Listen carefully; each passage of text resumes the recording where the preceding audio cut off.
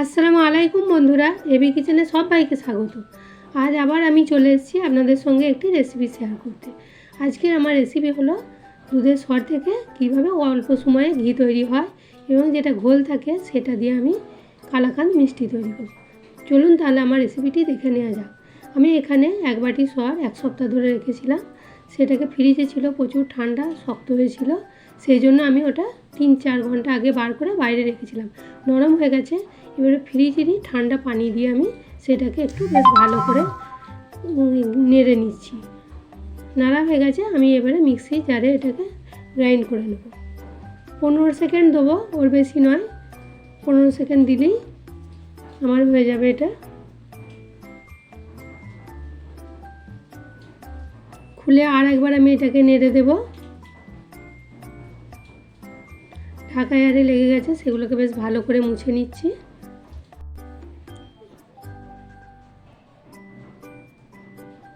এটা কিন্তু ডালঘুন্নির সাহায্যেও হয়, সেটা অনেকটাই সময় লাগে। আমি যে থেকে মিক্সিতে করতে লেগেছি, খুব অল্প সময়, 1 মিনিটও লাগে না, ওর মধ্যেই হয়ে যায়। ওই জন্য মিক্সিতে করে দেখবেন, খুব তাড়াতাড়ি হয়ে যাবে। আরও একটু পানি দিয়ে নেড়ে দিলাম, আবারও 15 সেকেন্ড দেব। 15 সেকেন্ড করে দুবার দেব, এর মধ্যেই আমার হয়ে যাবে। একদিকে ঘোল এসে যাবে আর একদিকে ননি এসে যাবে।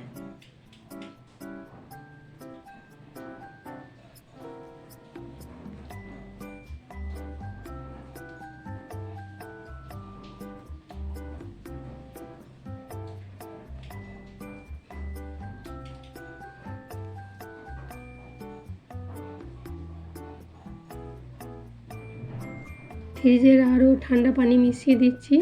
এবার দেখতে পাওয়া যাচ্ছে একদিকে ননি চলে এসেছে, আর একদিকে ঘোল বা মাটা বলে যেটা, সেটা দেখুন একদিকে চলে এসেছে। 30 সেকেন্ডের মধ্যেই আমার দুধের সর থেকে ননিটা বার হয়ে গেল। এটাকে আমি এবার একটি বড় পাত্রে ঢেলে নিচ্ছি।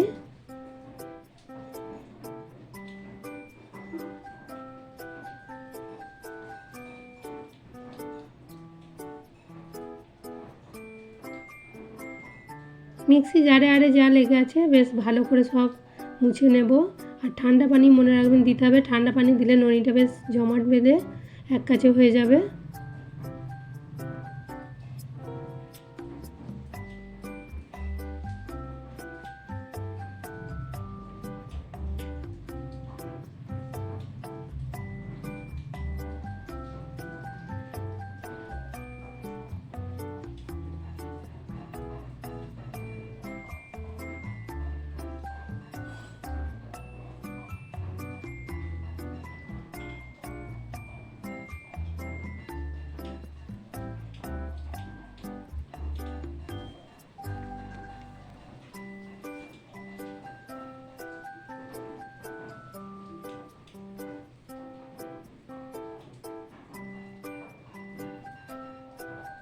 যা ননি ছিল সব পরিষ্কার করে আমি নিয়ে নিয়েছি।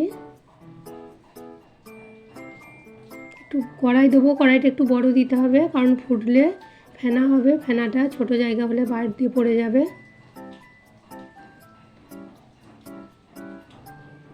ননিটা সম্পূর্ণ গলে গেলে গ্যাসের ফ্লেমটা একদম লো করে দেব।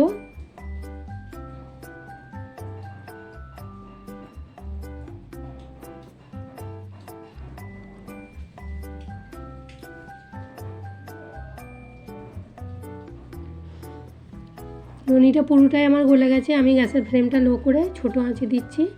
আর এদিকে আমি যেটা ঘোল ছিল সেটাকে আমি ছানা কেটে নেব। আমি একটা বাটিতে একটু ভিনিগার আর পানি মিশিয়ে নিয়েছি, সেটাই অল্প দেবো। ভিনিগার দিতেই আমার ছানা কেটে গেছে। আর অল্প দিচ্ছি একটু। ছানা বেশ ভালোভাবেই কেটে গেছে, আর আমি ভিনিগার দেব না।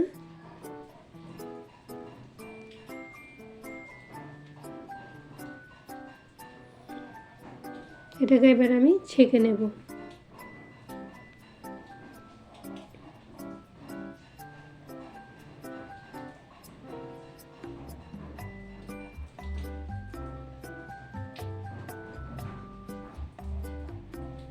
ছানা হয়ে গেছে। এদিকে আমার ঘিটাও বেশ তৈরি হয়েই এসেছে।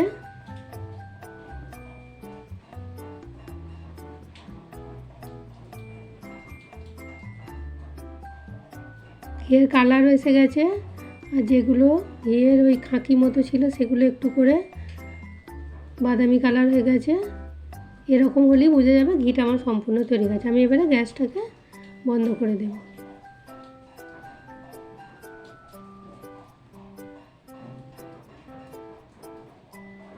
ঠান্ডা হয়ে গেছে, আমি এবারে এটাকে ছাঁকনির সাহায্যে ছেঁকে নিচ্ছি।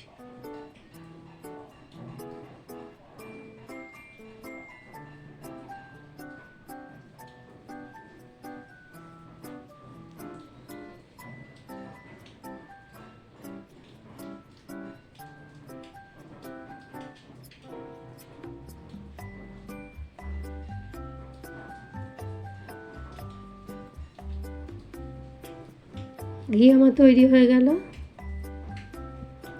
এবার আমি কালাকাঁদ মিষ্টিটা তৈরি করে নেব।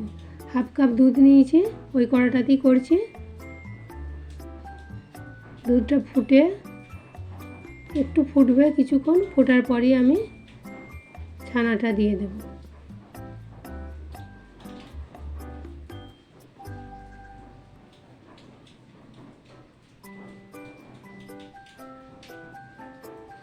এবারে আমি ছানাটা দিয়ে দিচ্ছি।